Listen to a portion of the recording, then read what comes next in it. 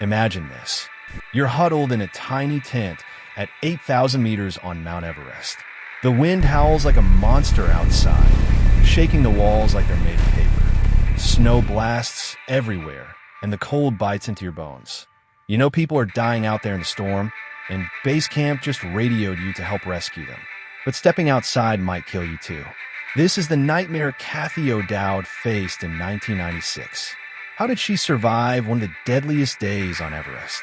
Stick around, because this story of survival will grip you till the end. The storm hits without mercy. It's May 10th, 1996, and Cathy O'Dowd, a young climber from South Africa, is at Camp 4 on the South Colonel that's 26,000 feet up, where the air is so thin, every breath feels like a fight.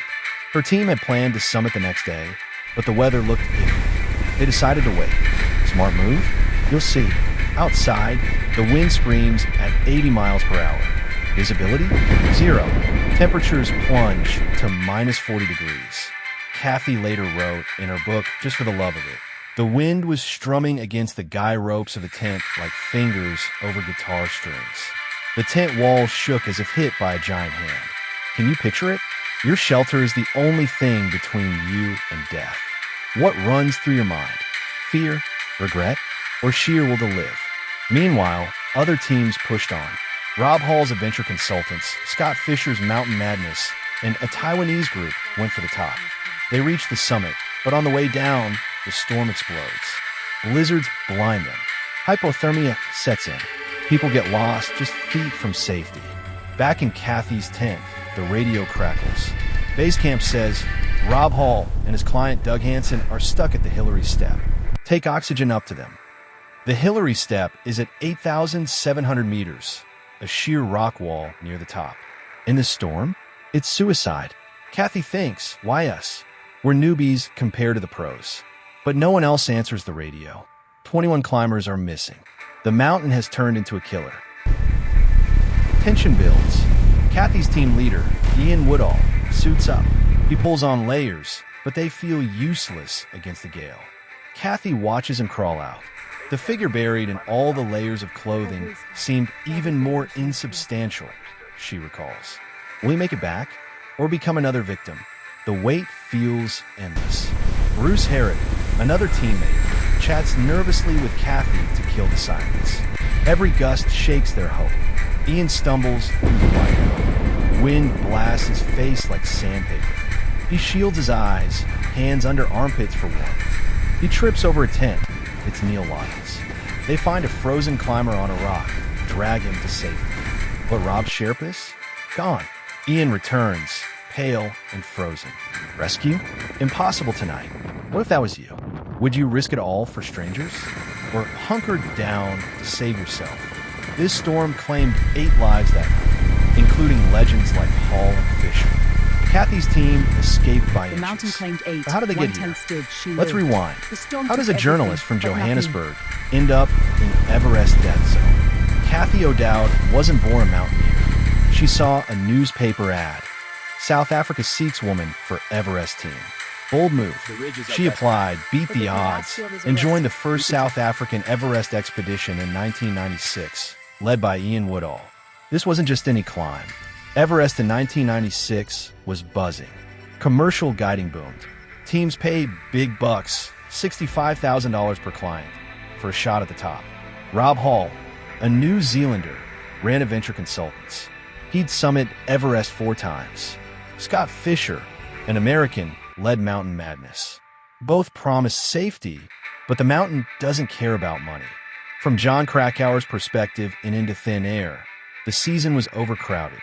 Krakauer, a journalist on Hall's team, wrote, "The presence of the South African team added an element of international intrigue.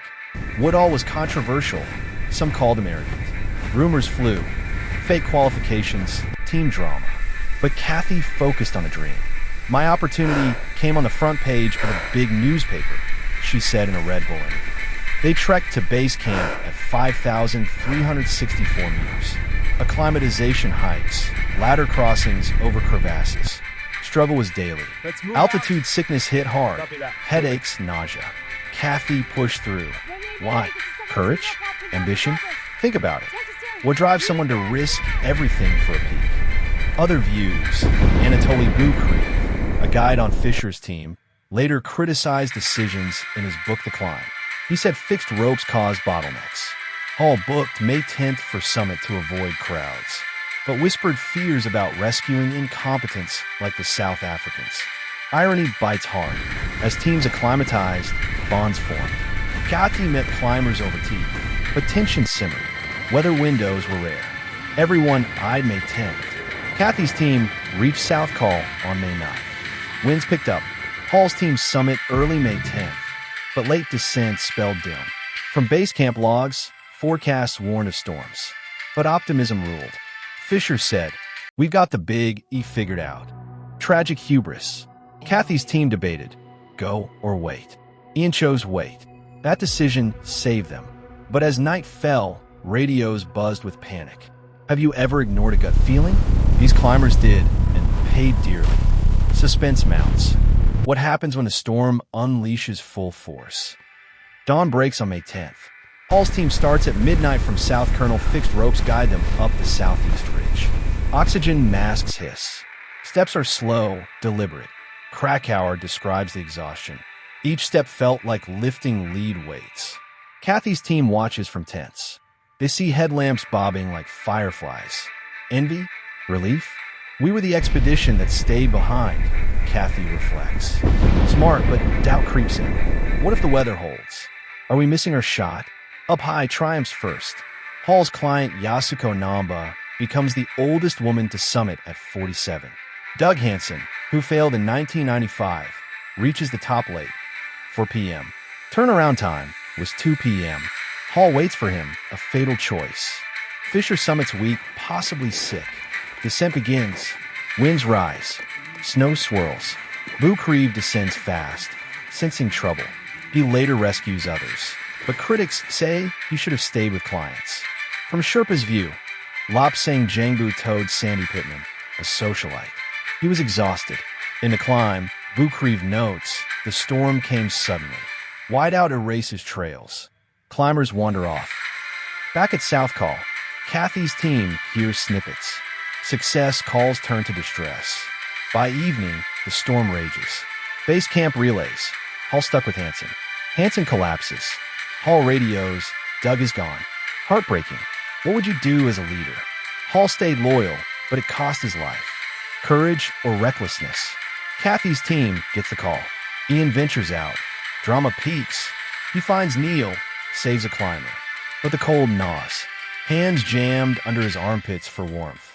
Hunched forward against the sting of the gale, Cathy writes. Suspense. Will more help come? Taiwanese climber Mukalu Gao is found frostbitten. Bukri braves the storm, pulls in stragglers like Pittman. But not all. Beck Weathers, left for dead, miraculously revives. Cathy huddles, pondering. When does the time come to forget about other people and concentrate on saving yourself? Thought-provoking. In crisis, where's the line between hero and survivor? The night drags. Hope fades for many. But for Cathy, survival sparks new resolve. The storm doesn't quit. Winds batter camp for like a war zone.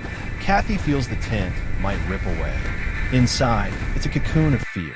Radio static brings horror. Scott Fisher down, unresponsive. Rob Hall patches through to his pregnant wife. Sleep well, my sweetheart. His last words. Chills run down your spine. Ian's back, but the plea echoes. Help. Cathy's mind races. They're rookies, yet fate picks them. From her Instagram reel. We can't escape and conditions are getting steadily worse.